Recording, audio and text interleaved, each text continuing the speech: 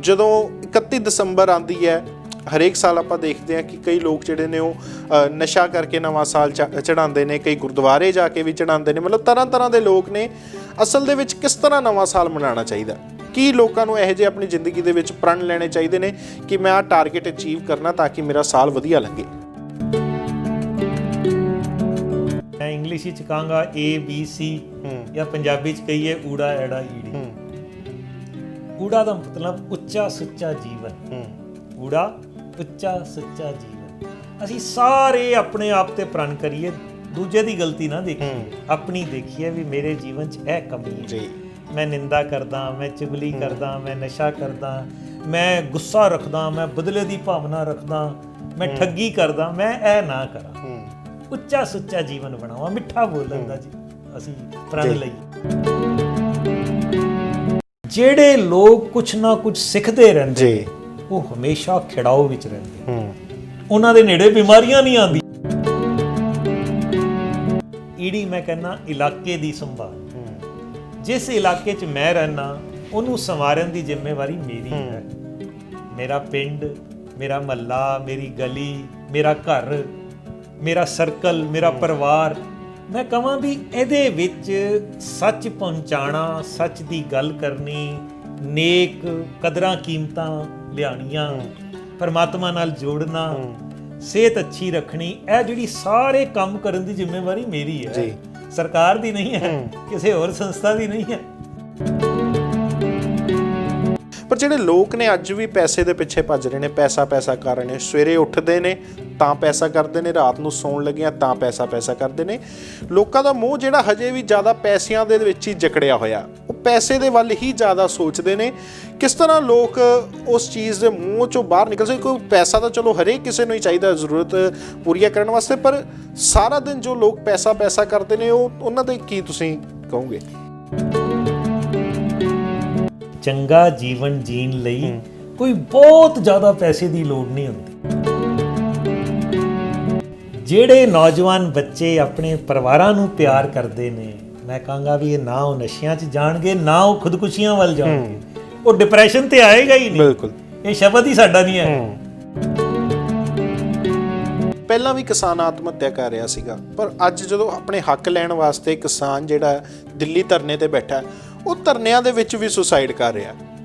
ਚਾਹੇ ਉਹ ਭਾਵੁਕ ਹੋ ਕੇ ਕਰ ਰਿਹਾ, ਗਲਤ ਚੀਜ਼ ਹੋਣ ਲੱਗ ਗਈ ਹੈ ਧਰਨਿਆਂ ਦੇ ਉੱਤੇ, ਭਾਵੁਕ ਹੋ ਕੇ ਲੋਕ ਆਤਮ ਹੱਤਿਆ ਕਰਨ ਲੱਗ ਗਏ ਨੇ। ਉਸ ਨੂੰ ਕਿਸ ਤਰ੍ਹਾਂ ਦੇਖਦੇ ਹੋ? ਬਲਿੰਕਰ ਜਿਵੇਂ ਘੋੜੇ ਦੇ ਅੱਗੇ ਲੱਗਿਆ ਹੁੰਦਾ ਨਾ, ਲਾਏ ਹੁੰਦੇ ਨੇ, ਉਹ ਕਿਤੇ ਨਹੀਂ ਦੇਖ ਸਕਦਾ ਘੋੜਾ। ਅਸੀਂ ਵੀ ਇੱਕੋ ਹੀ ਪਾਸੇ ਨੈਗੇਟਿਵ ਸੋਚਣਾ ਸ਼ੁਰੂ ਕਰ ਦਿੰਦੇ ਹਾਂ। ਸਾਨੂੰ ਉਹ ਬਲਿੰਕਰਸ ਹਟਾ ਦੇਣੇ ਚਾਹੀਦੇ ਨੇ। ਸਾਨੂੰ ਇਹ ਦੇਖਣਾ ਚਾਹੀਦਾ ਵੀ ਇਹਦੇ ਪੋਜ਼ਿਟਿਵ ਐਸਪੈਕਟ ਵੀ ਹੈਗੇ ਨੇ। ਇਹਦਾ ਇੱਕ ਦਰਵਾਜ਼ਾ ਬੰਦ ਹੋਇਆ ਨਾ, ਕਈ ਦਰਵਾਜ਼ੇ ਖੁੱਲੇ ਵੀ ਤੇ ਹੈਗੇ ਨੇ ਨਾ।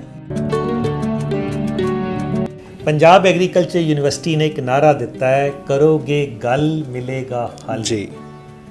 ਕੋਈ ਮੁਸ਼ਕਿਲ ਹੈ, ਕਿੱਡੀ ਵੱਡੀ ਮੁਸ਼ਕਿਲ ਹੈ, ਗੱਲ ਕਰੋ ਭਾਈ, ਸ਼ੇਅਰ ਕਰੋ।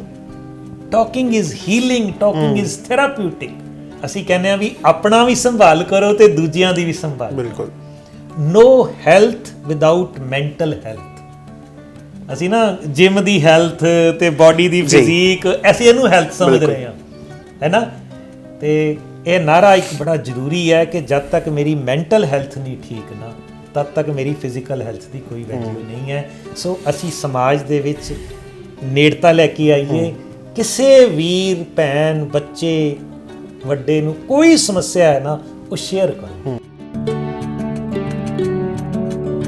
ਲੋਕਾਂ ਦਾ ਕਹਿਣਾ ਕਿ ਜਦੋਂ ਬੰਦਾ ਆਪਣੇ ਆਖਰੀ ਸਾਹ ਲੈ ਰਿਹਾ ਹੁੰਦਾ, ਉਹਦੀ ਅੰਦਰ ਇੱਕ ਫਲੈਸ਼ਬੈਕ ਚੱਲਦਾ ਹੁੰਦਾ। ਫਿਲਮਾਂ ਦੇ ਵਿੱਚ ਤਾਂ ਕਾਫੀ ਦੇਖਦੇ ਆ ਕਿ ਫਲੈਸ਼ਬੈਕ ਹੁੰਦੇ, ਪਰ ਕਹਿੰਦੇ ਕਿ ਸੱਚਾਈ ਦੇ ਵਿੱਚ ਜਦੋਂ ਬੰਦਾ ਆਪਣੇ ਆਖਰੀ ਸਾਹ ਲੈ ਰਿਹਾ ਹੁੰਦਾ, ਉਹਦੇ ਅੱਖਾਂ ਦੇ ਵਿੱਚ ਫਲੈਸ਼ਬੈਕ ਚੱਲਦਾ ਤੇ ਉਹ ਜਿਹੜੀਆਂ ਗਲਤੀਆਂ ਉਹਨੇ ਕੀਤੀਆਂ ਹੁੰਦੀਆਂ ਤਾਂ ਉਹਦੇ ਫਿਰ ਅੱਖਾਂ 'ਚੋਂ ਹੰਝੂ ਨਿਕਲਦੇ ਨੇ। ਤੁਸੀਂ ਇਸ ਚੀਜ਼ ਨੂੰ ਕਿਸ ਤਰ੍ਹਾਂ ਸਮਝਦੇ ਹੋ?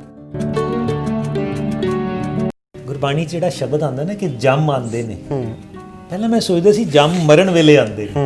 ਮੈਨੂੰ ਹੁਣ ਸਮਝ ਆਈ ਨਹੀਂ, ਇਹ ਜੰਮ ਤਾਂ ਰੋਜ਼ ਆਉਂਦੇ ਨੇ।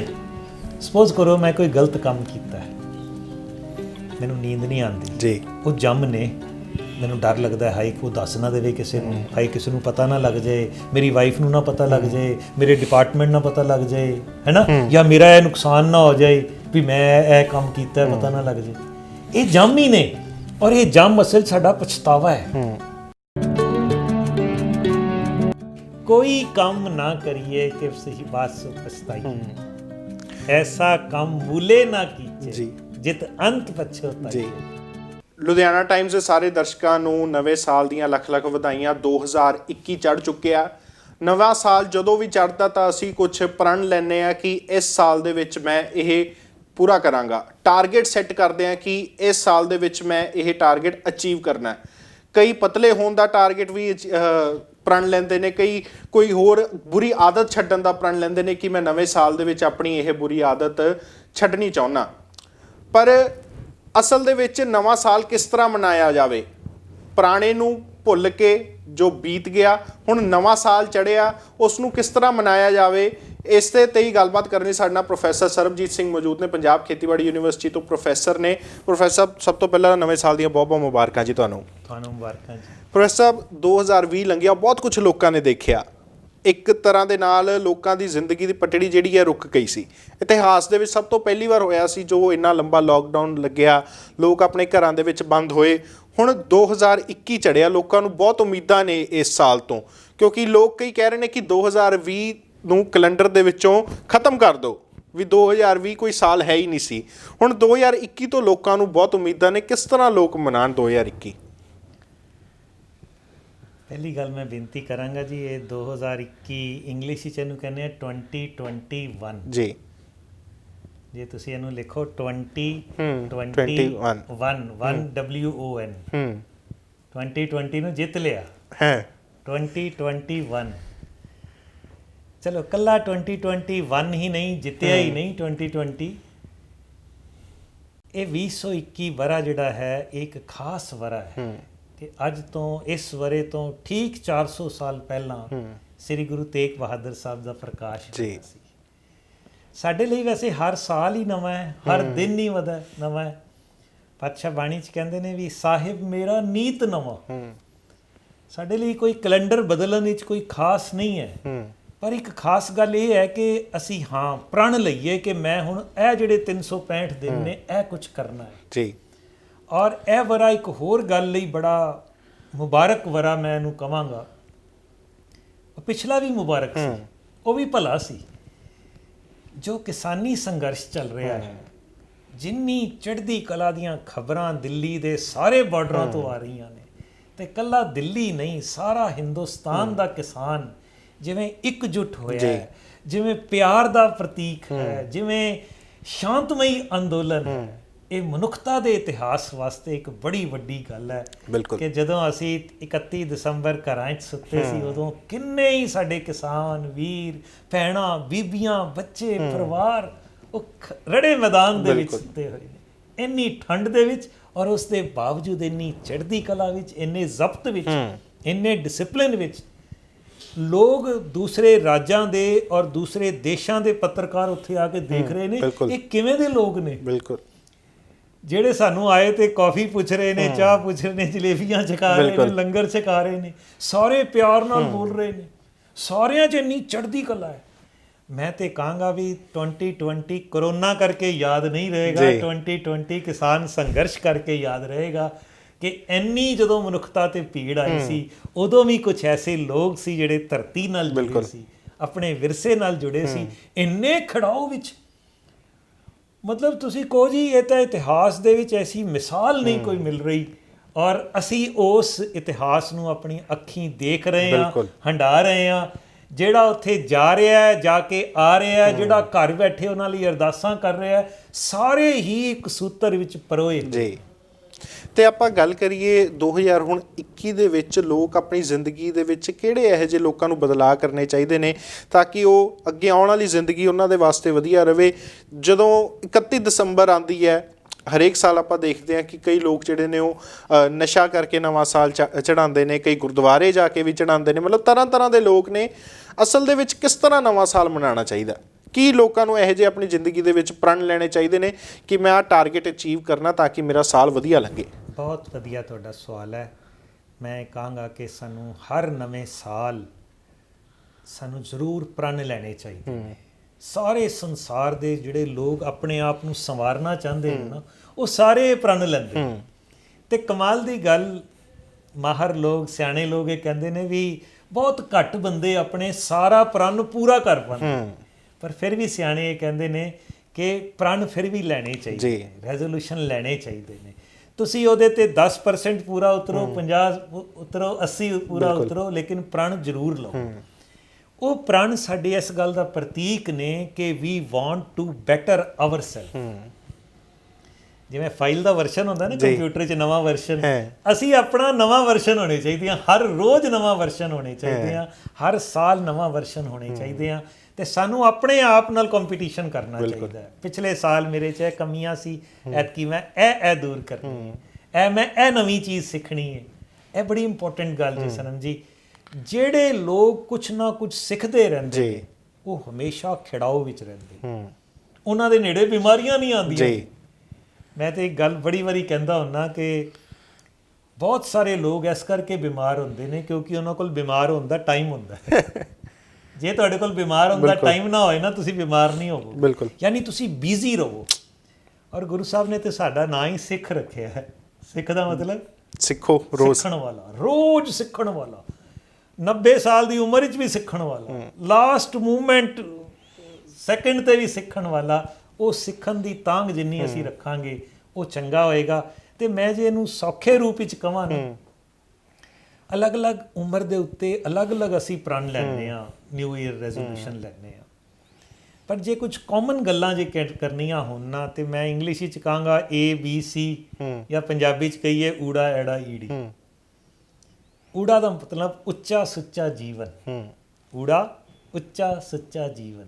ਅਸੀਂ ਸਾਰੇ ਆਪਣੇ ਆਪ ਤੇ ਪ੍ਰਣ ਕਰੀਏ, ਦੂਜੇ ਦੀ ਗਲਤੀ ਨਾ ਦੇਖੀਏ, ਆਪਣੀ ਦੇਖੀਏ ਵੀ ਮੇਰੇ ਜੀਵਨ 'ਚ ਇਹ ਕਮੀ ਹੈ। ਮੈਂ ਨਿੰਦਾ ਕਰਦਾ, ਮੈਂ ਚੁਗਲੀ ਕਰਦਾ, ਮੈਂ ਨਸ਼ਾ ਕਰਦਾ, ਮੈਂ ਗੁੱਸਾ ਰੱਖਦਾ, ਮੈਂ ਬਦਲੇ ਦੀ ਭਾਵਨਾ ਰੱਖਦਾ, ਮੈਂ ਠੱਗੀ ਕਰਦਾ, ਮੈਂ ਇਹ ਨਾ ਕਰਾਂ। ਉੱਚਾ ਸੁੱਚਾ ਜੀਵਨ ਬਣਾਵਾਂ, ਮਿੱਠਾ ਬੋਲਣ ਦਾ ਜੀ ਅਸੀਂ ਪ੍ਰਣ ਲਈਏ। ਊੜਾ। ਉਸ ਤੋਂ ਬਾਅਦ ਆ ਗਿਆ ਐੜਾ। ਐੜਾ ਮੈਂ ਕਹਿੰਦਾ ਅਧਿਐਨ ਕਰਨਾ, ਸਟੱਡੀ ਕਰਨਾ, ਲਾਈਫ ਲੌਂਗ ਲਰਨਿੰਗ। ਸਿੱਖਦੇ ਰਹੋ, ਸਿੱਖਦੇ ਰਹੋ, ਸਿੱਖਦੇ ਰਹੋ। ਜਿਹੜਾ ਜਿੰਨਾ ਅਧਿਐਨ ਕਰੇਗਾ ਨਾ, the more you know the less you fear। ਜੇ ਤੁਹਾਡਾ ਜਾਣਕਾਰੀ ਘੱਟ ਹੈ, ਤੁਹਾਡੇ ਅੰਦਰ ਡਰ ਜ਼ਿਆਦਾ ਹੋਏਗਾ। ਜੇ ਤੁਹਾਡੇ ਕੋਲ ਗਿਆਨ ਜ਼ਿਆਦਾ ਹੈ, ਗੁਰੂ ਸਾਹਿਬ ਨੇ ਤੇ ਗਿਆਨ ਨੂੰ ਗੁਰੂ ਵੀ ਕਿਹਾ, ਗਿਆਨ ਗੁਰੂ ਆਤਮ ਉਪਦੇਸ਼। ਸੋ ਅਧਿਐਨ ਕਰੀਏ। ਊੜਾ ਐੜਾ। ਤੇ ਤੀਸਰਾ ਆ ਗਿਆ ਈੜੀ। ਈੜੀ ਮੈਂ ਕਹਿੰਦਾ ਇਲਾਕੇ ਦੀ ਸੰਭਾਲ। ਜਿਸ ਇਲਾਕੇ 'ਚ ਮੈਂ ਰਹਿਣਾ ਉਹਨੂੰ ਸੰਵਾਰਨ ਦੀ ਜ਼ਿੰਮੇਵਾਰੀ ਮੇਰੀ ਹੈ। ਮੇਰਾ ਪਿੰਡ, ਮੇਰਾ ਮਹੱਲਾ, ਮੇਰੀ ਗਲੀ, ਮੇਰਾ ਘਰ, ਮੇਰਾ ਸਰਕਲ, ਮੇਰਾ ਪਰਿਵਾਰ। ਮੈਂ ਕਹਾਂ ਵੀ ਇਹਦੇ ਵਿੱਚ ਸੱਚ ਪਹੁੰਚਾਉਣਾ, ਸੱਚ ਦੀ ਗੱਲ ਕਰਨੀ, ਨੇਕ ਕਦਰਾਂ ਕੀਮਤਾਂ ਲਿਆਉਣੀਆਂ, ਪਰਮਾਤਮਾ ਨਾਲ ਜੋੜਨਾ, ਸਿਹਤ ਅੱਛੀ ਰੱਖਣੀ, ਇਹ ਜਿਹੜੀ ਸਾਰੇ ਕੰਮ ਕਰਨ ਦੀ ਜ਼ਿੰਮੇਵਾਰੀ ਮੇਰੀ ਹੈ, ਸਰਕਾਰ ਦੀ ਨਹੀਂ ਹੈ, ਕਿਸੇ ਹੋਰ ਸੰਸਥਾ ਦੀ ਨਹੀਂ ਹੈ। ਅਸੀਂ ਕਈ ਵਾਰੀ ਨਾ ਬਹੁਤੀ ਗੱਲਾਂ ਲਈ ਦੂਜੇ ਤੇ ਡਿਪੈਂਡ ਹੁੰਦੇ ਹਾਂ। ਪਰ ਮੈਂ ਕਹਿੰਦਾ ਵੀ ਇਲਾਕੇ ਦੀ ਸੰਭਾਲ ਮਤਲਬ ਜਿੱਥੇ ਤੁਸੀਂ ਵਿਚਰਦੇ ਹੋ ਨਾ, ਉਹਨੂੰ ਚੰਗਾ ਕਰੋ। ਜੇ ਸਾਰੇ ਇਹ ਕਰਨ ਲੱਗ ਪੈਣਗੇ, ਸਾਰਾ ਸੰਸਾਰ ਵਧੀਆ ਹੋ ਜਾਏਗਾ। ਊੜਾ ਐੜਾ ਈੜੀ ਜੀ। ਤੇ ਇੰਗਲਿਸ਼ ਵਿੱਚ ਜੇ ਕਹੀਏ ਜੀ, ਇੰਗਲਿਸ਼ ਵਿੱਚ ਮੈਂ ਕਹਿੰਦਾ ABC, 3 ਕੰਮ ਕਰੋ। A ਦਾ ਮਤਲਬ ਹੈ ਐਕਸੈਪਟੈਂਸ। ਐਕਸੈਪਟੈਂਸ ਪੰਜਾਬੀ 'ਚ ਕਹੀਏ ਭਾਣਾ ਮੰਨਣਾ, ਹੈ ਨਾ। ਜੋ ਕੁਛ ਵੀ ਹੋ ਰਿਹਾ ਹੈ ਸਾਡੇ ਨਾਲ, ਚਾਹੇ ਸਾਨੂੰ ਲੱਗ ਰਿਹਾ ਅੱਜ ਗਲਤ ਹੋ ਰਿਹਾ ਜਾਂ ਗਲਤੀ ਹੋ ਗਈ, ਕੁਛ ਵੀ ਹੋ ਗਿਆ, ਐਕਸੀਡੈਂਟ ਹੋ ਗਿਆ, ਨੁਕਸਾਨ ਹੋ ਗਿਆ, ਇੱਛਾ ਪੂਰੀ ਨਹੀਂ ਹੋਈ, ਮੈਂ ਸੋਚਿਆ ਸੀ ਐਵੇਂ ਹੋ ਗਿਆ, ਕੁਛ ਵੀ ਹੋ ਜਾਏ ਨਾ, ਚਾਹੇ ਤੁਹਾਡੀ ਗਲਤੀ ਕਰਕੇ ਹੋਇਆ ਹੈ, ਚਾਹੇ ਕਿਸੇ ਹੋਰ ਦੇ ਕਾਰਨ ਹੋਇਆ, ਉਹਨੂੰ ਐਕਸੈਪਟ ਕਰ ਲਓ। ਭਾ ਜਾਵੇ, ਉਹ ਭਾ ਜਾਣਾ, ਭਾਵ ਭਾਣਾ। ਮੈਂ ਦਿਲ ਹੀ ਕਹਿੰਦਾ ਵੀ ਪਰਮਾਤਮਾ ਜੋ ਕਰਦਾ ਚੰਗਾ ਕਰਦਾ। ਤੁਮ ਕਰੋ ਭਲਾ ਹਮ ਭਲੋ ਨਾ ਜਾਣਾ, ਤੁਮ ਸਦਾ ਸਦਾ ਦਿਆਲਾ। ਉਹ ਭਲਾ ਕਰਦਾ। ਉਹਨੇ ਮੇਰਾ ਪਿਛਲੇ ਸਾਲ ਇਹ ਕੰਮ ਨਹੀਂ ਕੀਤਾ, ਮੈਂ ਬੜਾ ਔਖਾ ਹੋਇਆ ਸੀ, ਅੱਜ ਸਾਲ ਬਾਅਦ ਮੈਨੂੰ ਪਤਾ ਲੱਗਾ ਜੀ ਉਹ ਨਹੀਂ ਹੋਇਆ ਸੀ ਤੇ ਉਹ ਹੋ ਗਿਆ ਜੀ, ਉਹ ਤਾਂ ਮੇਰਾ ਭਲਾ ਹੋਇਆ ਸੀ, ਹੈ ਨਾ। ਸੋ ਅਗਰ ਅਸੀਂ ਇਹ ਮੰਨ ਲਈਏ ਐਕਸੈਪਟੈਂਸ, ਤੇ ਬੀ ਨੂੰ ਮੈਂ ਕਹਿੰਦਾ ਜੀ ਬਾਊਂਸ ਬੈਕ। ਬਾਊਂਸ ਬੈਕ ਹੈਗਾ ਵੀ ਇੱਕ ਮੁਸ਼ਕਿਲ ਮੇਰੇ ਤੇ ਆਈ ਤੇ ਮੈਂ ਘਬਰਾਉਣ ਦੀ ਬਜਾਏ ਮੈਂ ਉਸ ਮੁਸ਼ਕਿਲ 'ਚ ਸਟਰੋਂਗ ਹੋ ਕੇ ਨਿਕਲਿਆ। ਬਿਲਕੁਲ। ਜਿਵੇਂ ਖੁਦਕੁਸ਼ੀਆਂ ਦਾ ਦੌਰ ਆਪਾਂ ਗੱਲ ਕਰਦੇ ਹਾਂ, ਪੰਜਾਬ ਦੇ ਵਿੱਚ ਕੁਝ ਸਮਾਂ ਪਹਿਲਾਂ ਇਹੋ ਜਿਹਾ ਦੌਰ ਬਹੁਤ ਤੇਜ਼ ਆਇਆ, ਬਿਲਕੁਲ ਹੁਣ ਵੀ ਸਾਡੇ ਬਹੁਤ ਸਾਰੇ ਵੀਰ ਮੁਸ਼ਕਿਲ ਤੋਂ ਘਬਰਾ ਜਾਂਦੇ। ਬਿਲਕੁਲ ਮੈਂ ਕਹਿੰਦਾ ਵੀ ਘਬਰਾਓ ਨਾ, ਬਾਉਂਸ ਬੈਕ ਕਰੋ। ਬਾਉਂਸ ਬੈਕ ਅਸੀਂ ਕਹਿੰਦੇ ਰਿਜ਼ਿਲੀਅੰਟ ਹੋਣਾ, ਵੀ ਇੱਕ ਮੁਸ਼ਕਿਲ ਆਈ ਤੇ ਮੁਸ਼ਕਿਲ ਚੋਂ ਸਟਰੋਂਗ ਬਣ ਕੇ ਬਾਹਰ ਆਉਣਾ, ਬਿਲਕੁਲ ਇਹਨੂੰ ਕਹਿੰਦੇ ਨੇ ਬਾਉਂਸ ਬੈਕ। ਏ ਐਕਸੈਪਟੈਂਸ, ਬੀ ਬਾਉਂਸ ਬੈਕ, ਤੇ ਸੀ ਮੈਂ ਸਾਰੇ ਨੌਜਵਾਨਾਂ ਨੂੰ ਵੀ ਵੱਡਿਆਂ ਨੂੰ ਵੀ ਇਹ ਕਹਿਣਾ, ਲੈਟ ਅਸ ਬੀ ਕ੍ਰੀਏਟਿਵ। ਜਿਹੜਾ ਬੰਦਾ ਜਿੰਨਾ ਕ੍ਰੀਏਟਿਵ ਹੋਏਗਾ ਨਾ, ਕ੍ਰੀਏਟਿਵ ਮਤਲਬ ਸਿਰਜਣਾ, ਇਹ ਪਰਮਾਤਮਾ ਕ੍ਰੀਏਟਰ ਹੈ, ਬਿਲਕੁਲ ਹੈ ਨਾ। ਤੇ ਪਰਮਾਤਮਾ ਦੇ ਬਣਾਏ ਅਸੀਂ ਜੀਵ ਵੀ ਕਿਸੇ ਦੀ ਕਾਪੀ ਕਰਨ ਦਾ, ਕਿਸੇ ਨੂੰ ਫੋਲੋ ਕਰਨ ਨਾਲੋਂ ਹਰ ਰੋਜ਼ ਹਰ ਗੱਲ ਅਸੀਂ ਨਵੇਂ ਤਰੀਕੇ ਨਾਲ ਕਰੀਏ। ਬਿਲਕੁਲ ਅਸੀਂ ਆਪਣੀ ਦਸਤਾਰ ਸਜਾਉਂਦੇ ਹਾਂ ਨਾ, ਰੋਜ਼ ਸਵੇਰੇ ਕ੍ਰੀਏਟਿਵ ਹੁੰਦੇ ਹਾਂ ਜੀ, ਹੈ ਨਾ। ਕਈ ਵਾਰੀ ਅਸੀਂ ਲੜਦਾ ਡਿਸਟੈਂਸ ਵੱਧ ਕਰ ਦਿੰਦੇ ਹਾਂ, ਘੱਟ ਕਰ ਦਿੰਦੇ ਹਾਂ, ਕਈ ਵਾਰੀ ਕਲਰ ਚੇਂਜ ਕਰਦੇ ਹਾਂ। We dress our dress daily, creative ਆ। ਸੋ ਇਹ ਮੈਂ 3 ਕੰਮ ਮੈਂ ਸੋਚਦਾ ਸਾਨੂੰ ਇਹ ਕਾਮਨ ਨੇ, ਬਾਕੀ ਹੋਰ ਵੀ ਬੜੇ ਹੋ ਸਕਦੇ ਨੇ। ਤੇ ਪ੍ਰੋਫੈਸਰ ਸਾਹਿਬ ਆਪਾਂ ਲੋਕਾਂ ਦੀ, ਆਮ ਲੋਕਾਂ ਦੀ ਗੱਲ ਕਰੀਏ, ਹਾਲਾਂਕਿ ਕਰੋਨਾ ਨੇ ਕਾਫੀ ਲੋਕਾਂ ਨੂੰ ਬਹੁਤ ਸਿਖਾਇਆ, ਜੇ ਆਪਾਂ ਕਹੀਏ ਬਹੁਤ ਕੁਝ ਵਿਗਾੜਿਆ ਤਾਂ ਬਹੁਤ ਕੁਝ ਕਰੋਨਾ ਨੇ ਸਿਖਾਇਆ ਵੀ, ਆਪਣੇ ਪਰਿਵਾਰ ਦੇ ਨਾਲ ਕਿਸ ਤਰ੍ਹਾਂ ਸਮਾਂ ਬਿਤਾਓ। ਪਰ ਜਿਹੜੇ ਲੋਕ ਨੇ ਅੱਜ ਵੀ ਪੈਸੇ ਦੇ ਪਿੱਛੇ ਭੱਜ ਰਹੇ ਨੇ, ਪੈਸਾ ਕਰ ਰਹੇ ਨੇ, ਸਵੇਰੇ ਉੱਠਦੇ ਨੇ ਤਾਂ ਪੈਸਾ ਕਰਦੇ ਨੇ, ਰਾਤ ਨੂੰ ਸੌਣ ਲੱਗਿਆ ਤਾਂ ਪੈਸਾ ਕਰਦੇ ਨੇ। ਲੋਕਾਂ ਦਾ ਮੋਹ ਜਿਹੜਾ ਹਜੇ ਵੀ ਜ਼ਿਆਦਾ ਪੈਸਿਆਂ ਦੇ ਵਿੱਚ ਹੀ ਜਕੜਿਆ ਹੋਇਆ, ਉਹ ਪੈਸੇ ਦੇ ਵੱਲ ਹੀ ਜ਼ਿਆਦਾ ਸੋਚਦੇ ਨੇ। ਕਿਸ ਤਰ੍ਹਾਂ ਲੋਕ ਉਸ ਚੀਜ਼ ਦੇ ਮੂੰਹ 'ਚੋਂ ਬਾਹਰ ਨਿਕਲ ਸਕਦੇ? ਕੋਈ ਪੈਸਾ ਤਾਂ ਚਲੋ ਹਰੇਕ ਕਿਸੇ ਨੂੰ ਹੀ ਚਾਹੀਦਾ ਜ਼ਰੂਰਤ ਪੂਰੀਆਂ ਕਰਨ ਵਾਸਤੇ, ਪਰ ਸਾਰਾ ਦਿਨ ਜੋ ਲੋਕ ਪੈਸਾ ਕਰਦੇ ਨੇ, ਉਹ ਉਹਨਾਂ ਦੇ ਕੀ ਤੁਸੀਂ ਕਹੋਗੇ? ਸਨਮ ਜੀ, ਮੇਰੇ ਵਿਚਾਰ ਥੋੜ੍ਹੇ ਜਿਹੇ ਡਿਫਰੈਂਟ, ਜਾਂ ਮੇਰਾ ਸਰਕਲ ਕੋਈ ਐਸਾ ਹੈ, ਮੈਨੂੰ ਲੱਗ ਰਿਹਾ ਵੀ ਵੈਸੇ ਲੋਕ ਹੁਣ ਸਿਆਣੇ ਹੋ ਰਹੇ ਨੇ। ਜਿਹੜੇ ਲੋਕ ਸਿਆਣੇ ਹੋ ਰਹੇ ਨੇ ਨਾ, ਉਹ ਹੁਣ ਬਹੁਤਾ ਪੈਸਾ ਨਹੀਂ ਕਰ ਰਹੇ। ਮੈਨੂੰ ਇੱਦਾਂ ਲੱਗਦਾ ਵੀ ਇਹ ਫੀਲਿੰਗ ਜਿਹੜੀ ਸਾਡੇ ਬਜ਼ੁਰਗਾਂ ਕੋਲ ਸੀ ਨਾ, ਇੱਕ ਸਟੇਟਮੈਂਟ ਮੈਂ ਦੇਣ ਲੱਗਾ, ਇਹਨੇ ਮੇਰੀ ਲਾਈਫ ਬਦਲ ਦਿੱਤੀ। ਇੱਕ ਦੋਸਤ ਨੇ ਮੇਰੀ ਗੱਲ ਕਹੀ, ਹਸਪੀਟਲ ਦੇ ਬਾਹਰ ਅਸੀਂ ਵੇਟ ਕਰ ਰਹੇ ਸੀ, ਤੇ ਉਹ ਕਹਿੰਦਾ ਜੀ ਮੇਰੇ ਦਾਦਾ ਜੀ ਕਹਿੰਦੇ ਹੁੰਦੇ ਸੀ, ਚੰਗਾ ਜੀਵਨ ਜੀਣ ਲਈ ਕੋਈ ਬਹੁਤ ਜ਼ਿਆਦਾ ਪੈਸੇ ਦੀ ਲੋੜ ਨਹੀਂ ਹੁੰਦੀ। ਚੰਗਾ ਜੀਵਨ ਜੀਣ ਲਈ ਕੋਈ ਬਹੁਤ ਜ਼ਿਆਦਾ ਪੈਸੇ ਦੀ ਲੋੜ ਨਹੀਂ ਹੁੰਦੀ। ਮੈਨੂੰ ਹੋਰ ਦੂਸਰੇ ਤਰੀਕੇ ਨਾਲ ਕਹਿਣ ਦੀ ਕੋਸ਼ਿਸ਼ ਕਰਦਾ ਵੀ, ਸਪੋਜ਼ ਕਰੋ ਮੇਰੇ ਕੋਲ ₹1 ਕਰੋੜ ਵੈਸੇ ਹੈਗਾ ਨਹੀਂ, ਚਲੋ ਮੰਨ ਲਓ ਆਮ ਬੰਦੇ ਕੋਲ ਸਪੋਜ਼ ਕਰੋ ₹1 ਕਰੋੜ, ਲੱਖ ਰੁਪਈਆ, ਕੁਝ ਵੀ ਅਮਾਊਂਟ ਮੰਨ ਲਓ ਤੁਸੀਂ। ਅਸੀਂ ਆਪਣੀ ਸਾਰੀ ਲਾਈਫ ਵਿੱਚੋਂ ਜਿੰਨੀ ਮੇਰੀ ਪ੍ਰੋਪਰਟੀ ਹੈ ਨਾ, ਉਹਦਾ ਸ਼ਾਇਦ ਮੈਂ 10% ਵੀ ਨਹੀਂ ਯੂਜ਼ ਕਰਦਾ।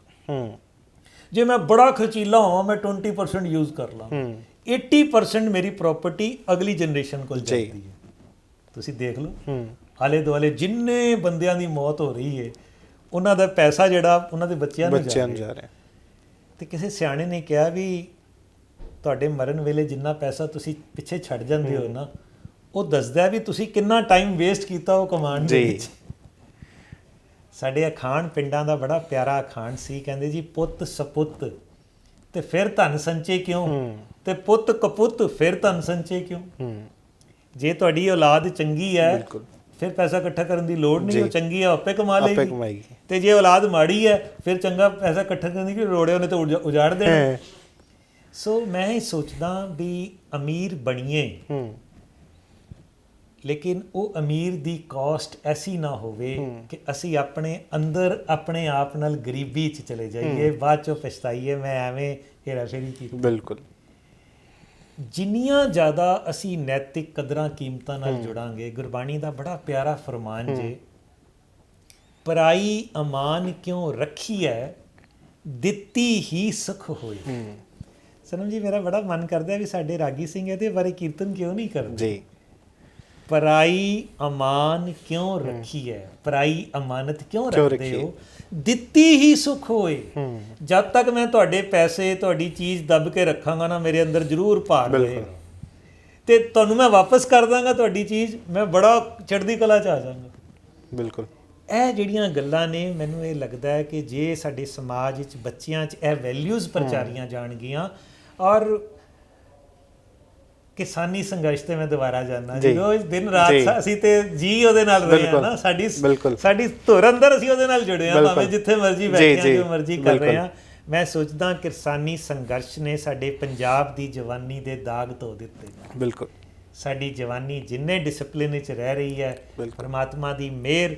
ਔਰ ਜਿਹੜੇ ਸਾਨੂੰ ਕਹਿੰਦੇ ਸੀ ਵੀ ਇੱਥੇ ਦੇ ਨੌਜਵਾਨ ਸਾਰੇ ਨਸ਼ੇੜੀ ਹੋ ਗਏ ਨੇ, ਮੈਂ ਇੱਕ ਦੱਸਦਾ ਹੁੰਦਾ, ਸਾਡੇ ਯੂਨੀਵਰਸਿਟੀ ਦੇ ਵਿੱਚ ਪਾਲ ਆਡੀਟੋਰੀਅਮ ਦੇ ਵਿੱਚ ਮੈਂ ਇੱਕ ਵਾਰੀ ਕਲਾਸ ਲੈ ਰਿਹਾ ਸੀ ਉਹਨਾਂ ਦਿਨਾਂ 'ਚ ਹਿਊਮਨ ਡਿਵੈਲਪਮੈਂਟ ਦੀ, ਹਿਊਮਨ ਵੈਲਿਊਜ਼ ਦੀ। ਮੈਂ 500 ਬੱਚੇ ਉਹਨਾਂ ਦੇ ਪ੍ਰੈਕਟੀਕਲ ਕਲਾਸ ਲੈਣੀ ਸੀ, ਬੜਾ ਇੱਕ ਚੈਲੰਜ ਸੀ, ਨਵਾਂ ਕੋਰਸ ਸ਼ੁਰੂ ਹੋਇਆ ਸੀ। ਤੇ ਮੈਂ ਸੋਚਦਾ ਜਦੋਂ ਕੋਈ ਚੈਲੰਜ ਆਏ ਨਾ, ਟੀਚਰ ਨੂੰ ਘਬਰਾਉਣਾ ਨਹੀਂ ਚਾਹੀਦਾ। ਟੀਚਰ ਕਵੇ ਚੈਲੰਜ ਹੈ, ਮੈਂ ਇਹਨੂੰ ਕਰਕੇ ਦਿਖਾਉਣਾ। ਹੁਣ 500 ਬੱਚਿਆਂ ਨਾਲ ਪ੍ਰੈਕਟੀਕਲ ਕਲਾਸ ਲੈਣੀ ਹੈ, ਕਿਵੇਂ ਲਓਗੇ? ਚਲੋ ਪਰਮਾਤਮਾ ਨੇ ਮਿਹਰ ਕੀਤੀ, ਮੈਨੂੰ ਇੱਕ ਫੁਰਨਾ ਆਇਆ, ਮੈਂ ਇੱਕ ਫਾਰਮ ਦੇ ਦਿੱਤਾ, ਸਾਰੇ ਬੱਚਿਆਂ 'ਚ ਵੰਡਤਾ ਵੀ ਇਹ ਭਰੋ। ਉਹਦੇ 'ਚ ਮੈਂ ਬੱਚਿਆਂ ਨੂੰ ਇਹ ਲਿਖਿਆ ਕਿ ਰਾਈਟ ਯੂਅਰ ਪ੍ਰੈਫਰੈਂਸਿਸ, ਕਿ ਤੁਹਾਡੀ ਲਾਈਫ ਦੇ ਵਿੱਚ ਇੱਕ ਕੁਐਸਚਨ ਸੀ ਉਹਦੇ 'ਚ ਇਹ ਵਾਲਾ ਕਿ ਤੁਹਾਡੀ ਲਾਈਫ ਵਿੱਚ ਸਭ ਤੋਂ ਪ੍ਰਾਇੋਰਟੀ ਕਿਹੜੀ ਹੈ, ਨੰਬਰ 1 ਪ੍ਰਾਇੋਰਟੀ ਕੀ ਹੈ, ਨੰਬਰ 2 ਕੀ ਹੈ, ਨੰਬਰ 3 ਕੀ ਹੈ। ਸਨਮ ਜੀ, ਕੈਨ ਯੂ ਇਮੈਜਿਨ ਕਿ 500 ਬੱਚਿਆਂ ਦੀ ਵਿੱਚੋਂ ਮੈਜੋਰਟੀ ਦੀ ਫਸਟ ਨੰਬਰ ਪ੍ਰਾਇੋਰਟੀ ਕੀ ਸੀ? ਅਸੀਂ ਆਮ ਸੋਚਦੇ ਹਾਂ ਵੀ ਆ ਪੈਸੇ ਲਿਖਣਗੇ, ਕਿਉਂਕਿ ਬੱਚਾ ਪੜ੍ਹ ਰਿਹਾ, ਉਹਨੂੰ ਨਜ਼ਰ ਆਉਂਦਾ ਵੀ ਮੈਂ ਨੌਕਰੀ ਕਰਨੀ। ਬਿਲਕੁਲ। ਜਾਂ ਜੇ ਕਹਿੰਦੇ ਸੀ ਨਸ਼ੇੜੀ ਨੇ ਤੇ ਸ਼ਾਇਦ ਨਸ਼ੇ ਦੀ ਹੋਵੇ, ਜਾਂ ਕੋਈ ਘੁੰਮਣ ਫਿਰਨ ਦੀ ਫਸਟ ਪ੍ਰਾਇੋਰਟੀ ਇਹ ਹੋਵੇ ਵੀ ਮੈਂ ਲਾਈਫ ਵਿੱਚ ਇੰਜੋਏ ਕਰਨਾ। ਸਨਮ ਜੀ, ਮੈਂ ਹੈਰਾਨ ਰਹਿ ਗਿਆ, ਇਹ 4-5 ਸਾਲ ਪੁਰਾਣੀ ਗੱਲ ਹੈ। ਬੱਚਿਆਂ ਨੇ ਫਸਟ ਪ੍ਰੈਫਰੈਂਸ, 80% ਬੱਚਿਆਂ ਨੇ ਫਸਟ ਪ੍ਰੈਫਰੈਂਸ ਲਿਖੀ, ਸਾਡੀ ਫਸਟ ਪ੍ਰੈਫਰੈਂਸ ਹੈ ਫੈਮਿਲੀ ਜਾਂ ਪੇਰੈਂਟਸ।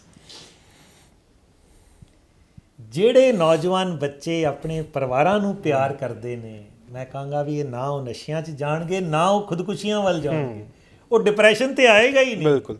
ਇਹ ਸ਼ਬਦ ਹੀ ਸਾਡਾ ਨਹੀਂ ਹੈ। ਇਹ ਜਿਹੜਾ ਨਿੱਘ ਹੈ, ਇਹ ਪਿਆਰ ਹੈ, ਇਹ ਮੈਂ ਸੋਚਦਾ ਇਹ ਸਾਡੀ ਨੌਜਵਾਨੀ ਦਾ ਇੱਕ ਆਧਾਰ ਹੈ। ਔਰ ਨਵਾਂ ਸਾਲ, ਨਵੇਂ ਸਾਲ ਦੇ ਰੈਜ਼ੋਲੂਸ਼ਨਸ ਇਹ ਸਾਡੇ ਬੱਚੇ ਪਹਿਲਾਂ ਵੀ ਕਰ ਰਹੇ ਨੇ, ਅੱਛਾ ਕਰ ਰਹੇ ਨੇ। ਅਸੀਂ ਆਪਣੇ ਯੂਨੀਵਰਸਿਟੀ ਦੇ ਪਲੇਸਮੈਂਟ ਸੈੱਲ ਵੱਲੋਂ ਅਸੀਂ ਸਾਰੇ ਬੱਚਿਆਂ ਨੂੰ ਨਵੇਂ ਸਾਲ ਦੇ ਉੱਤੇ ਭੇਜਿਆ, ਮੈਂ ਤੁਹਾਨੂੰ ਦੱਸਣਾ ਜੀ। ਉਹਦੇ ਵਿੱਚ ਅਸੀਂ ਇਹ ਕਹਿ ਰਹੇ ਹਾਂ ਕਿ ਤੁਸੀਂ ਪਹਿਲਾਂ ਤਾਂ ਕਰਾਫਟ ਯੂਅਰ ਮਿਸ਼ਨ ਸਟੇਟਮੈਂਟ, ਆਪਣੀ ਇੱਕ ਮਿਸ਼ਨ ਸਟੇਟਮੈਂਟ ਬਣਾਓ। ਦੂਸਰਾ ਅਸੀਂ ਕਹਿ ਰਹੇ ਹਾਂ we never put the things off, ਆਲਸ ਨਾ ਕਰੋ। ਜਿਹੜਾ ਕੰਮ ਅੱਜ ਕਰ ਸਕਦੇ ਹੋ ਕਰ ਦਿਓ, ਜਿਹੜਾ ਨਹੀਂ ਕਰ ਸਕਦੇ ਕੱਲ੍ਹ ਤਾਂ ਵੱਖਰੀ ਗੱਲ ਹੈ, ਪਰ whatever you can do today finish it, ਆਲਸ ਨਾ ਕਰੋ। ਔਰ ਸਾਡੇ ਕੋਲ ਇੱਥੇ ਇੱਕ ਕਾਉਂਸਲਰ ਫੁੱਲ ਟਾਈਮ ਨੇ, ਜਿਨ੍ਹਾਂ ਨਾਲ ਅਸੀਂ ਕਹਿੰਦੇ ਹਾਂ ਬੱਚਿਆਂ ਨਾਲ 1-to-1 counselling, motivational counselling, psychological counselling. ਅਤੇ ਸਾਡੀ ਯੂਨੀਵਰਸਿਟੀ ਦੇ ਬੱਚੇ ਬਹੁਤ ਇਸ ਸਮੇਂ ਦੇ ਵਿੱਚ ਵਧੀਆ ਕੰਮ ਕਰ ਰਹੇ। ਵੈਸੇ ਜਿਸ ਤਰ੍ਹਾਂ ਤੁਸੀਂ ਗੱਲ ਕਰ ਰਹੇ ਸੀ ਕਿ ਬੰਦਾ ਬਾਅਦ ਦੇ ਵਿੱਚ ਸੋਚਦਾ ਕਿ ਮੈਂ ਇਹ ਆਪਣੀ ਜ਼ਿੰਦਗੀ ਦੇ ਵਿੱਚ ਗਲਤੀਆਂ ਕੀਤੀਆਂ, ਉਸ ਕਿਹਾ ਪੈਸਾ ਕਟਾਇਆ। ਲੋਕਾਂ ਦਾ ਕਹਿਣਾ ਕਿ ਜਦੋਂ ਬੰਦਾ ਆਪਣੇ ਆਖਰੀ ਸਾਹ ਲੈ ਰਿਹਾ ਹੁੰਦਾ, ਉਹਦੀ ਅੰਦਰ ਇੱਕ ਫਲੈਸ਼ਬੈਕ ਚੱਲਦਾ ਹੁੰਦਾ। ਫਿਲਮਾਂ ਦੇ ਵਿੱਚ ਤਾਂ ਕਾਫੀ ਦੇਖਦੇ ਹਾਂ ਕਿ ਫਲੈਸ਼ਬੈਕ ਹੁੰਦੇ, ਪਰ ਕਹਿੰਦੇ ਨੇ ਕਿ ਸੱਚਾਈ ਦੇ ਵਿੱਚ ਜਦੋਂ ਬੰਦਾ ਆਪਣੇ ਆਖਰੀ ਸਾਹ ਲੈ ਰਿਹਾ ਹੁੰਦਾ, ਉਹਦੇ ਅੱਖਾਂ ਦੇ ਵਿੱਚ ਫਲੈਸ਼ਬੈਕ ਚੱਲਦਾ, ਅਤੇ ਉਹ ਜਿਹੜੀਆਂ ਗਲਤੀਆਂ ਉਹਨੇ ਕੀਤੀਆਂ ਹੁੰਦੀਆਂ ਤਾਂ ਉਹਦੇ ਫਿਰ ਅੱਖਾਂ 'ਚੋਂ ਹੰਝੂ ਨਿਕਲਦੇ ਨੇ। ਤੁਸੀਂ ਇਸ ਚੀਜ਼ ਨੂੰ ਕਿਸ ਤਰ੍ਹਾਂ ਸਮਝਦੇ ਹੋ? ਸਨਮ ਜੀ, ਮੈਂ ਕਹਾਂਗਾ ਇਹ ਫਲੈਸ਼ਬੈਕ ਕੇਵਲ ਮੌਤ ਵੇਲੇ ਨਹੀਂ ਹੈ, ਇਹ ਹਰ ਰੋਜ਼ ਰਾਤ ਨੂੰ ਆਉਂਦਾ ਜੀ। ਜੇ ਮੈਂ ਅੱਜ ਸਵੇਰੇ ਕੁਝ ਗਲਤ ਕੰਮ ਕੀਤਾ ਹੈ ਨਾ, ਰਾਤ ਨੂੰ ਸੌਣ ਤੋਂ ਪਹਿਲਾਂ ਮੇਰੇ ਅੰਦਰ ਉਹ ਫਲੈਸ਼ਬੈਕ ਚੱਲਦਾ ਹੈ। ਹਾਂ, ਇਹ ਹੈ ਵੀ ਜਵਾਨੀ ਦੇ ਨਸ਼ੇ 'ਚ ਜਾਂ ਕਿਸੇ ਹੋਰ ਪੈਸੇ ਦੇ ਨਸ਼ੇ 'ਚ ਮੈਂ ਉਹਨੂੰ ਕੁਚਲ ਦਿੰਦਾ। ਗੁਰਬਾਣੀ 'ਚ ਜਿਹੜਾ ਸ਼ਬਦ ਆਉਂਦਾ ਨਾ ਕਿ ਜੰਮ ਆਉਂਦੇ ਨੇ, ਪਹਿਲਾਂ ਮੈਂ ਸੋਚਦਾ ਸੀ ਜੰਮ ਮਰਨ ਵੇਲੇ ਆਉਂਦੇ ਨੇ, ਮੈਨੂੰ ਹੁਣ ਸਮਝ ਆਈ ਨਹੀਂ, ਇਹ ਜੰਮ ਤਾਂ ਰੋਜ਼ ਆਉਂਦੇ ਨੇ। ਸਪੋਜ਼ ਕਰੋ ਮੈਂ ਕੋਈ ਗਲਤ ਕੰਮ ਕੀਤਾ, ਮੈਨੂੰ ਨੀਂਦ ਨਹੀਂ ਆਉਂਦੀ ਜੀ, ਉਹ ਜੰਮ ਨੇ, ਮੈਨੂੰ ਡਰ ਲੱਗਦਾ ਹਾਈ ਉਹ ਦੱਸ ਨਾ ਦੇਵੇ ਕਿਸੇ ਨੂੰ, ਹਾਈ ਕਿਸੇ ਨੂੰ ਪਤਾ ਨਾ ਲੱਗ ਜਾਏ, ਮੇਰੀ ਵਾਈਫ ਨੂੰ ਨਾ ਪਤਾ ਲੱਗ ਜਾਏ, ਮੇਰੇ ਡਿਪਾਰਟਮੈਂਟ ਨਾ ਪਤਾ ਲੱਗ ਜਾਏ, ਹੈ ਨਾ, ਜਾਂ ਮੇਰਾ ਇਹ ਨੁਕਸਾਨ ਨਾ ਹੋ ਜਾਏ ਵੀ ਮੈਂ ਇਹ ਕੰਮ ਕੀਤਾ, ਪਤਾ ਨਾ ਲੱਗ ਜਾਏ। ਇਹ ਜੰਮ ਹੀ ਨੇ, ਔਰ ਇਹ ਜੰਮ ਅਸਲ ਸਾਡਾ ਪਛਤਾਵਾ ਹੈ। ਕਰ ਅਵਗੁਣ ਪਛਤਾਵਣ, ਜਿਹੜਾ ਅਵਗੁਣ ਕਰੇਗਾ ਉਹ ਪਛਤਾਵੇਗਾ। ਤੇ ਪਛਤਾਵਣਾ ਸ਼ਬਦ ਪਤਾ ਕਿੱਥੋਂ ਬਣਿਆ? ਪਛਤਾਪ, ਪਛ ਮੈਨੇ ਪਿੱਛੇ, ਤਾਪ ਮੈਨੇ ਤਪਣਾ ਮੈਨੇ ਔਖੇ ਹੋਣਾ, ਹਾਏ ਮੈਂ ਕਿਉਂ ਕੀਤਾ। ਪਿੱਛੋਂ ਤਪਣਾ, ਕਰਨ ਤੋਂ ਬਾਅਦ ਤਪਣਾ, ਇਹ ਹੈ ਪਛਤਾਵਾ। ਤੇ ਇਹ ਜੰਮ ਨੇ, ਇਹ ਜੰਮ ਕੇਵਲ ਮੌਤ ਵੇਲੇ ਤੇ ਆਉਂਦੇ ਹੀ ਆਉਂਦੇ ਨੇ, ਰੋਜ਼ ਆਉਂਦੇ ਨੇ। ਤੇ ਜੇ ਅਸੀਂ ਡਾਕਟਰ ਜਸਵੰਤ ਸਿੰਘ ਨੇਕੀ ਦੀ ਕਿਤਾਬ ਹੈ ਅਸਲ ਵਿਦਿਆ, ਉਹਦੇ ਮੁੱਖ ਬੰਦੀ 'ਚ ਉਹਨਾਂ ਨੇ ਤੀਸਰੀ ਲਾਈਨ ਲਿਖੀ ਹੈ ਕਿ ਮੈਂ ਪਰਮਾਤਮਾ ਦਾ ਸ਼ੁਕਰਾਨਾ ਕਰਦਾ ਕਿ ਉਹਨੇ ਮੈਨੂੰ ਪਛਤਾਵੇ ਰਹਿਤ ਜੀਵਨ ਦਿੱਤਾ ਹੈ। ਪਛਤਾਵੇ ਰਹਿਤ ਜੀਵਨ ਹੋਣਾ ਬੜੀ ਵੱਡੀ ਪ੍ਰਾਪਤੀ ਹੈ। ਤੇ ਮੈਂ ਇਹ ਬੇਨਤੀ ਕਰਾਂਗਾ ਨੌਜਵਾਨਾਂ ਨੂੰ ਖਾਸ ਕਰਕੇ, ਕੋਈ ਕੰਮ ਨਾ ਕਰੀਏ ਕਿ ਸਹੀ ਬਸ ਪਛਤਾਈਏ। ਐਸਾ ਕੰਮ ਮੂਲੇ ਨਾ ਕੀਚੇ ਜਿਤ ਅੰਤ ਪਛਤਾਈਏ। ਪ੍ਰੋਫੈਸਰ ਸਾਹਿਬ, ਕਿਸਾਨੀ ਸੰਘਰਸ਼ ਨੇ ਲੋਕਾਂ ਨੂੰ ਇੱਕ ਹੋਰ ਚੀਜ਼ ਸਿਖਾਈ ਹੈ ਉੱਥੇ ਨੌਜਵਾਨਾਂ ਨੂੰ, ਕਿ ਵੰਡ ਕੇ ਛਕਣਾ। ਆਪਣੇ ਗੁਰੂ ਸਾਹਿਬਾਨਾਂ ਨੇ ਸ਼ੁਰੂ ਤੋਂ ਹੀ ਗੱਲ ਕੀਤੀ ਹੈ ਕਿ ਵੰਡ ਕੇ ਛਕਣਾ, ਅਤੇ ਉੱਥੇ ਵੀ ਇਹ ਕਾਫੀ ਐਗਜ਼ਾਮਪਲਸ ਦੇਖਣ ਨੂੰ ਮਿਲ ਰਹੀਆਂ ਕਿ ਕਿਸ ਤਰ੍ਹਾਂ ਲੰਗਰ ਚੱਲ ਰਿਹਾ, ਲੋਕ ਆਪਣੇ ਘਰਾਂ 'ਚੋਂ ਲੰਗਰ ਲੈ ਕੇ ਆ ਰਹੇ ਨੇ। ਉਸ ਨੂੰ ਕਿਸ ਤਰ੍ਹਾਂ ਦੇਖਦੇ ਹੋ? ਸਨਮ ਜੀ, ਜੇ ਤੁਸੀਂ ਇਹ ਗੱਲ ਨਾ ਕਰਦੇ ਅੱਜ ਦੀ ਗੱਲ ਅਧੂਰੀ ਰਹਿ ਜਾਣੀ ਸੀ। ਵੰਡ ਛਕਣਾ ਕਰੋਨਾ ਦੇ ਟਾਈਮ ਦੇ ਵਿੱਚ ਸਾਰੇ ਸੰਸਾਰ ਦੇ ਵਿੱਚ ਗੁਰਦੁਆਰਿਆਂ ਨੇ, ਸਿੱਖਾਂ ਨੇ, ਹੋਰ ਲੋਕਾਂ ਨੇ ਵੀ ਨਾਲ ਲੱਗ ਕੇ ਰਾਸ਼ਨ ਵੰਡਿਆ, ਲੰਗਰ ਵੰਡਿਆ, ਛਬੀਲਾਂ ਵੰਡੀਆਂ। ਉਹਦੀ ਮਿਸਾਲ ਦਿੱਲੀ ਦੇ ਸਾਨੂੰ ਇੱਥੇ ਵੀ ਮਿਲ ਰਹੀ ਹੈ, ਔਰ ਦੂਰੋਂ ਦੂਰੋਂ ਲੋਕ ਆ ਕੇ ਦੇਖ ਰਹੇ ਨੇ ਉਹਨਾਂ ਨੂੰ ਵੀ ਇਹ ਕਿਵੇਂ ਦੇ ਲੋਕ ਨੇ, ਇਹ ਕੀ ਕਰਦੇ ਪਏ, ਇੰਨਾ ਵੰਡ ਛਕ ਰਹੇ ਨੇ। ਪਰ ਮੈਂ ਇੱਕ ਬੇਨਤੀ ਕਰਾਂ, ਪਿਛਲੇ ਸਾਲ ਅਸੀਂ ਪਿਛਲੇ ਸਾਲ ਹੁਣ ਤਾਂ 2019 ਕਹਾਂਗੇ, ਗੁਰੂ ਨਾਨਕ ਸਾਹਿਬ ਦਾ 550 ਸਾਲਾ ਪ੍ਰਕਾਸ਼ ਪੁਰਬ ਮਨਾਇਆ। ਉਦੋਂ ਅਸੀਂ ਵੰਡ ਛਕੋ ਦੇ ਮੈਨੂੰ ਅਰਥ ਨਵੇਂ ਸਮਝ ਆਏ, ਤੇ ਪਿਛਲੇ ਸਾਲ ਤੋਂ ਲਗਾਤਾਰ ਉਹਨਾਂ ਅਰਥਾਂ ਵਿੱਚ ਨਵਾਂ ਵਿਕਾਸ ਹੋ ਰਿਹਾ ਜੀ। ਮੈਨੂੰ ਹੁਣ ਇਹ ਸਮਝ ਆ ਰਹੀ ਹੈ ਕਿ ਇਹ ਵੰਡ ਛਕਣਾ ਕੇਵਲ ਲੰਗਰ ਜਾਂ ਛਬੀਲ ਨਹੀਂ ਹੈ, ਸਾਡਾ ਸਾਰਾ ਕੁਝ ਹੀ ਅਸੀਂ ਵੰਡ ਛਕਣਾ ਹੈ। ਮੇਰੇ ਕੋਲ ਗਿਆਨ ਹੈ, ਮੈਂ ਵੰਡਾਂ ਗਿਆਨ, ਹੈ ਨਾ। ਕੱਲਾ ਅੱਛਾ ਗਿਆਨ ਹੀ ਨਹੀਂ, ਮੇਰਾ ਘਰ ਦਾ ਸਮਾਨ ਹੈ। ਮੈਂ ਕੋਟ 10 ਸਾਲ ਹੋ ਗਏ ਪਾ ਰਿਹਾ ਵਾਂ, ਹੈ ਨਾ। ਮੇਰਾ ਹੁਣ ਪਾਉਣ ਨੂੰ ਦਿਲ ਨਹੀਂ ਕਰਦਾ, ਮੇਰੇ ਘਰ ਵੈਸੇ ਹੀ ਪਿਆ, ਤੇ ਜੇ ਮੈਂ ਤੁਹਾਨੂੰ ਦੇ ਦਿਆਂ ਤੁਹਾਡੀ ਜੈਕਟ, ਤੁਸੀਂ ਕਈ ਸਾਲਾਂ ਤੋਂ ਪਾ ਰਹੇ ਹੋ, ਤੁਸੀਂ ਕਹਿੰਦੇ ਨਹੀਂ ਯਾਰ ਜੈਕਟ ਤਾਂ ਠੀਕ ਪਈ ਆ, ਪਰ ਮੈਂ ਪਾ ਕੇ ਬੋਰ ਹੋ ਗਿਆ। ਅਸੀਂ ਕਹਿੰਦੇ ਹਾਂ ਵੀ ਤੁਹਾਡੇ ਘਰ ਵਿੱਚ ਜਿਹੜਾ ਵੀ ਸਮਾਨ ਹੈ ਨਾ, ਜਿਹੜਾ ਤੁਸੀਂ ਨਹੀਂ ਵਰਤ ਰਹੇ, ਵਰਤ ਚੁੱਕੇ ਹੋ ਪਰ ਉਹ ਵਰਤਨਯੋਗ ਹੈਗਾ ਹਾਲੀ ਵੀ, ਉਹ ਵੰਡ ਦਿਓ ਜੀ। ਵੰਡ ਦਿਓ ਨਹੀਂ ਹੈ ਸੱਚ, ਵੰਡ ਦਿਓ ਦਾ ਮਤਲਬ ਹੈ ਦਾਨ ਕਰ ਦਿਓ, ਨਹੀਂ। ਇਹ ਸ਼ਬਦ ਹੈ ਵੰਡ ਛਕੋ, ਸਾਰੇ ਵੰਡੀਏ ਸਾਰੇ ਛਕੀਏ। ਮੈਂ ਆਪਣੇ ਘਰ ਦੀਆਂ ਐਸੀਆਂ ਚੀਜ਼ਾਂ 5-10 ਚੀਜ਼ਾਂ ਇੱਕ ਜਗ੍ਹਾ ਲੈ ਆਵਾਂ, ਤੁਸੀਂ ਵੀ ਲਿਆਓ, ਇਹ ਕੈਮਰਾਮੈਨ ਸਾਡੇ ਵੀਰ ਜੀ ਵੀ ਲਿਆਉਣ, ਸਾਰੇ ਲੋਕੀ ਲੈ ਆਉਣ। ਉਸ ਤੋਂ ਬਾਅਦ ਅਸੀਂ ਕਹੀਏ ਵੀ ਤੁਹਾਡੀ ਚੀਜ਼ ਵਿੱਚੋਂ ਮੈਨੂੰ ਇਹ ਚੀਜ਼ ਪਸੰਦ ਹੈ। ਕੋਈ ਫਰਨੀਚਰ ਆਈਟਮ ਵੀ ਹੋ ਸਕਦੀ ਹੈ, ਕੋਈ ਬਰਤਨ ਵੀ ਹੋ ਸਕਦੇ ਨੇ, ਕੋਈ ਬੂਟ ਵੀ ਹੋ ਸਕਦੇ ਨੇ, ਟਾਈ ਵੀ ਹੋ ਸਕਦੀ ਹੈ, ਬੈਲਟ ਵੀ ਹੋ ਸਕਦੀ ਹੈ, ਕੋਈ ਸਾਡੇ ਗੈਜਟਸ ਵੀ ਹੋ ਸਕਦੇ ਨੇ, ਖਿਡੌਣੇ ਹੋ ਸਕਦੇ ਨੇ। ਸਾਡੇ ਘਰ ਚੀਜ਼ਾਂ ਨਾਲ ਭਰੇ ਪਏ ਨੇ, ਪਰ ਅਸੀਂ ਕਿਸੇ ਨੂੰ ਦੇਣ ਤੇ ਤਿਆਰ ਨਹੀਂ। ਦੇਂਦੇ ਕਿਉਂ ਨਹੀਂ? ਕਿਉਂਕਿ ਸਾਨੂੰ ਲੱਗਦਾ ਵੀ ਵੇਸਟ ਨਾ ਜਾਏ, ਤੇ ਵੇਚ ਸਕਦੇ ਨਹੀਂ ਜੀ। ਮੈਂ ਸੋਚਦਾ ਜੇ ਸਾਡੀ ਸਾਰਿਆਂ ਦੀ ਕਾਮਨਵੈਲਥ ਹੋ ਜਾਏ ਨਾ ਜੀ, ਕਿੰਨਾ ਵਧੀਆ ਹੋਵੇਗਾ। ਇਹਦੇ 3 ਫਾਇਦੇ ਹੋਣਗੇ ਸਨਮ ਜੀ। ਪਹਿਲਾ ਫਾਇਦਾ ਸਾਡੇ 'ਚ ਪਰਿਵਾਰ ਦੀ ਭਾਵਨਾ ਆਏਗੀ ਜੀ, ਹੈ ਨਾ। ਜਦੋਂ ਅਸੀਂ ਇੱਕ ਦੂਜੇ ਦੀ ਚੀਜ਼ਾਂ ਵਰਤਾਂਗੇ ਨਾ, ਪਿਆਰ ਦੀ ਭਾਵਨਾ ਆਏਗੀ, ਪਰਿਵਾਰ ਦੀ ਭਾਵਨਾ ਆਏਗੀ। ਦੂਜੀ ਗੱਲ, ਐਫੀਸ਼ੀਐਂਟ ਯੂਟੀਲਾਈਜੇਸ਼ਨ ਆਫ ਰਿਸੋਰਸਿਸ ਹੋਏਗੀ। ਹੁਣ ਅਸੀਂ ਕੀ ਕਰਦੇ ਹਾਂ, ਰਿਸੋਰਸ ਪਿਆ ਖਰਾਬ ਹੋ ਸੁੱਟ ਦਿੰਦੇ ਹਾਂ, ਉਹ ਰਿਸੋਰਸ ਵਰਤਿਆ ਜਾਏਗਾ, ਕੂੜਾ ਘਟੇਗਾ। ਬਿਲਕੁਲ। ਤੇ ਤੀਸਰੀ ਗੱਲ, ਸਾਡੇ ਪੈਸੇ ਬਚਣ ਜੀ। ਵਿਦੇਸ਼ਾਂ ਵਿੱਚ ਕੀ ਹੋ ਰਿਹਾ, ਜੋ ਅਸੀਂ ਕੋਸ਼ਿਸ਼ ਕਰ ਰਹੇ ਹਾਂ, ਅਸੀਂ ਆਪਣੀ ਇੱਥੇ ਯੂਨੀਵਰਸਿਟੀ ਵਿੱਚ ਵੀ 550 ਸਾਲਾਂ ਤੇ ਵੰਡ ਛਕੀ ਇੱਦਾਂ ਹੀ ਕੀਤਾ।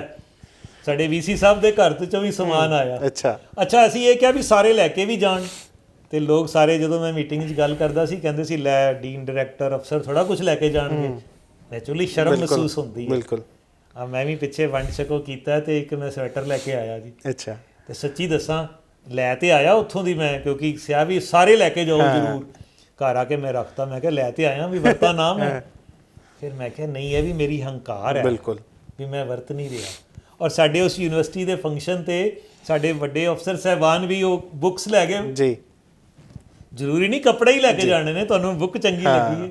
ਕਈ ਗਮਲੇ ਲੈ ਕੇ ਆਏ ਸੀ ਵੀ ਸਾਡੇ ਘਰ ਗਮਲੇ ਫਾਲਤੂ ਨੇ ਜੀ, ਪੋਟ ਫਾਲਤੂ ਨੇ। ਕੋਈ ਉਹ ਜਣਾ ਲੈ ਗਿਆ ਵੀ ਯਾਰ ਪੋਟ ਬੜਾ ਵਧੀਆ, ਮੈਂ ਆਪਣੇ ਘਰ ਸਜਾਨਾ। ਅਤੇ ਮੈਂ ਦੱਸ ਰਿਹਾ ਵੀ ਬਾਹਰ ਯੂਨੀਵਰਸਿਟੀਆਂ 'ਚ ਪਤਾ ਕੀ ਹੁੰਦਾ, ਉਹ ਯੂਨੀਵਰਸਿਟੀ ਇੱਕ ਬੜਾ ਵੱਡਾ ਪਰਿਵਾਰ ਹੈ। ਹੁਣ PIU ਦੇ ਟੀਚਰ ਅਸੀਂ 1000 ਦੇ ਕਰੀਬ ਟੀਚਰ, ਨੌਨ ਟੀਚਰ 3-4 ਹਜ਼ਾਰ ਦੇ ਕਰੀਬ, 4000-5000 ਸਟੂਡੈਂਟ, 8-10 ਹਜ਼ਾਰ ਦਾ ਸਾਡਾ ਵੱਡਾ ਪਰਿਵਾਰ ਹੈ ਜੀ।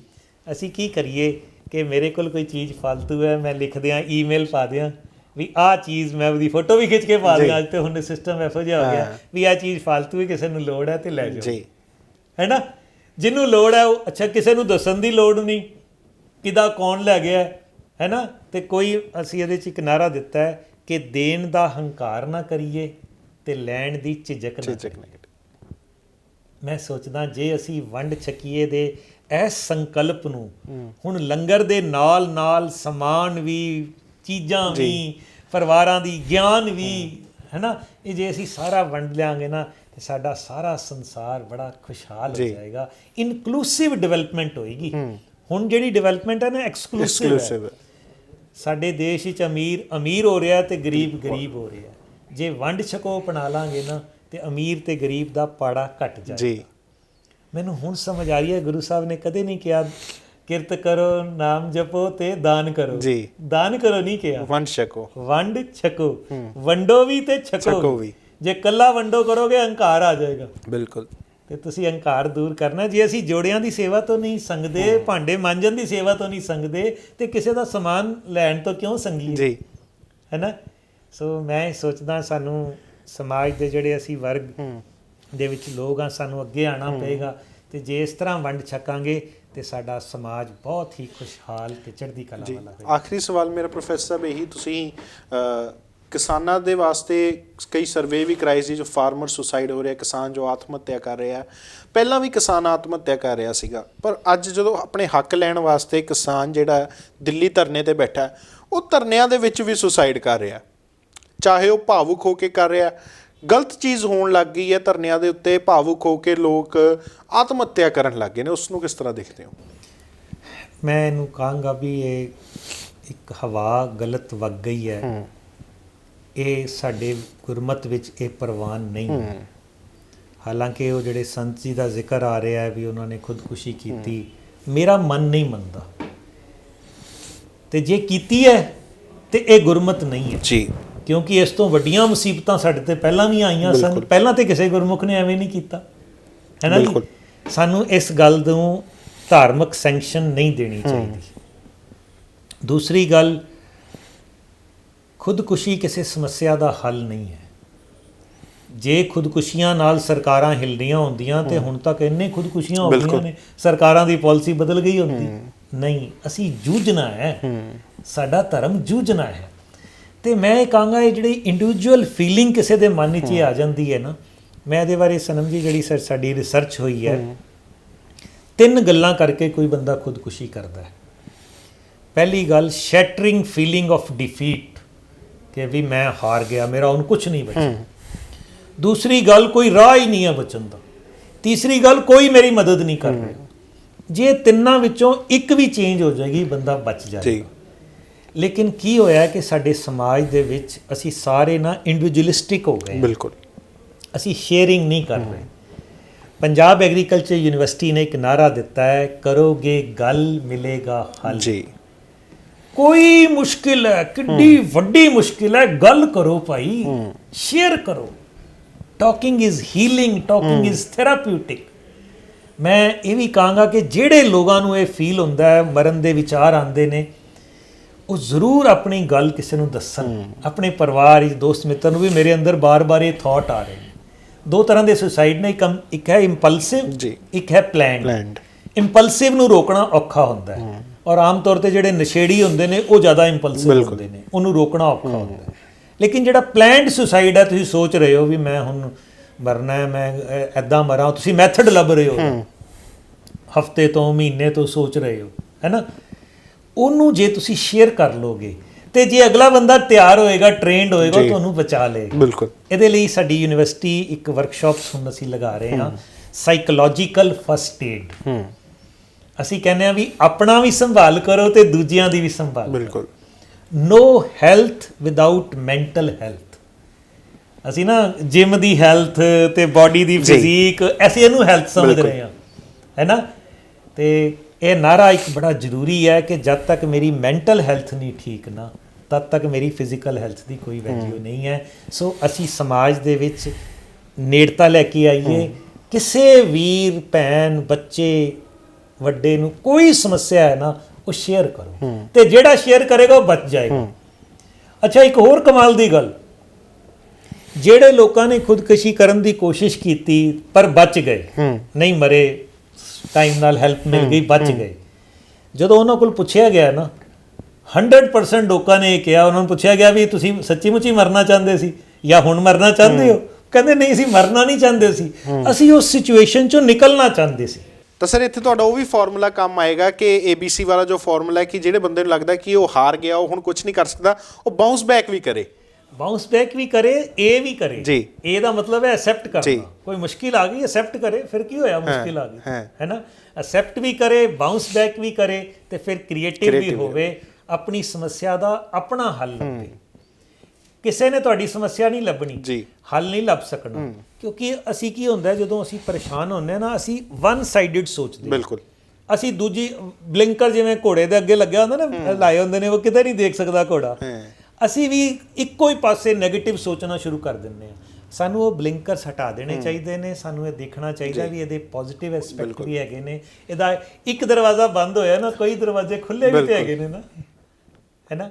ਸੋ ਅਗਰ ਇਸ ਤਰ੍ਹਾਂ ਦੀ ਸੋਚ ਹੋਏਗੀ, ਇਹ ਸਾਡਾ ਸਮਾਜ ਟ੍ਰੇਨਡ ਹੋਏਗਾ, ਤੇ ਮੈਂ ਸੋਚਦਾ ਇਹ ਖੁਦਕੁਸ਼ੀਆਂ ਜ਼ਰੂਰ ਰੁਕਣਗੀਆਂ, ਘਟਣਗੀਆਂ, ਔਰ ਇਹਦੇ ਲਈ ਸਾਰੇ ਸਮਾਜ ਨੂੰ ਰਲ ਕੇ ਉਪਰਾਲੇ ਕਰਨੇ ਚਾਹੀਦੇ। ਬਹੁਤ ਬਹੁਤ ਧੰਨਵਾਦ ਜੀ। ਤਾਂ ਇਹ ਸਨ ਸਾਡੇ ਨਾਲ ਪੰਜਾਬ ਖੇਤੀਬਾੜੀ ਯੂਨੀਵਰਸਿਟੀ ਤੋਂ ਪ੍ਰੋਫੈਸਰ ਸਰਬਜੀਤ ਸਿੰਘ ਜੀ, ਜਿਨ੍ਹਾਂ ਨਾਲ ਆਪਾਂ ਗੱਲਬਾਤ ਕੀਤੀ ਹੈ, ਤੇ ਤੁਹਾਡੇ ਵਾਸਤੇ ਜੋ ਇਹਨਾਂ ਨੇ ਦੱਸਿਆ ਕਿ ਨਵਾਂ ਸਾਲ ਆਪਣੇ ਜ਼ਿੰਦਗੀ ਦੇ ਵਿੱਚ, ਜੀਵਨ ਦੇ ਵਿੱਚ ਕਿਵੇਂ ਦੇ ਬਦਲਾਅ ਤੁਹਾਨੂੰ ਲਿਆਉਣੇ ਚਾਹੀਦੇ ਨੇ, ਕਿਵੇਂ ਦੇ ਪ੍ਰਣ ਲੈਣੇ ਚਾਹੀਦੇ ਨੇ, ਕਿਸ ਤਰ੍ਹਾਂ ਨੈਗੇਟਿਵਿਟੀ ਤੋਂ ਦੂਰ ਰਹਿਣਾ ਚਾਹੀਦਾ, ਇਹਨਾਂ ਨੇ ਦੱਸਿਆ। ਸੀ ਜ਼ਰੂਰ ਆਸ ਕਰਦੇ ਹਾਂ ਲੋਕਾਂ ਨੂੰ ਕਿ ਜ਼ਰੂਰ ਆਪਣੀ ਜ਼ਿੰਦਗੀ ਦੇ ਵਿੱਚ ਉਹ ਕੋਈ ਪ੍ਰਣ ਲੈਣਗੇ, ਇੱਕ ਟਾਰਗੇਟ ਸੈੱਟ ਕਰਨਗੇ ਕਿ ਮੈਂ ਇਸ ਸਾਲ ਦੇ ਵਿੱਚ ਇਹ ਟਾਰਗੇਟ ਅਚੀਵ ਕਰਨਾ, ਚਾਹੇ ਉਹ ਟਾਰਗੇਟ ਕੋਈ ਵੀ ਹੋਵੇ। ਲੋਕ ਇੱਕ ਟਾਰਗੇਟ ਬਣਾਉਣਗੇ ਕਾਪੀ ਪੈਨ ਲੈ ਕੇ। ਜ਼ਰੂਰ ਅਸੀਂ ਵੀ ਲੋਕਾਂ ਨੂੰ ਕਹਿੰਦੇ ਹਾਂ ਕਿ ਆਪਣੇ ਟਾਰਗੇਟ ਲਿਖੋ ਕਿ ਮੈਂ ਪਿਛਲੇ ਸਾਲ ਕੀ ਨਹੀਂ ਕੀਤਾ ਤੇ ਇਸ ਸਾਲ ਦੇ ਵਿੱਚ ਮੈਂ ਉਹ ਕੀ ਕਰਨਾ ਤੇ ਕਿਵੇਂ ਕਰਨਾ। ਤਾਂ ਵਧੇਰੇ ਅਪਡੇਟਸ ਸਾਡੇ ਨਾਲ ਜੁੜੇ ਰਹੋ। ਲੁਧਿਆਣਾ ਤੋਂ ਸਨਮਜੀਤ ਸਿੰਘ, ਕੈਮਰਾਮੈਨ ਸਤਵੰਤ ਮਠਾੜੂ ਦੇ ਨਾਲ, ਲੁਧਿਆਣਾ ਟਾਈਮ। ਵਧੇਰੇ ਜਾਣਕਾਰੀ ਲਈ ਸਬਸਕ੍ਰਾਈਬ ਕਰੋ ਸਾਡਾ YouTube ਚੈਨਲ ਪਬਲਿਕ ਟਾਈਮਜ਼ ਅਤੇ ਨੋਟੀਫਿਕੇਸ਼ਨ ਲਈ ਬੈਲ ਆਈਕਨ ਤੇ ਕਲਿੱਕ ਕਰਨਾ ਨਾ ਭੁੱਲੋ।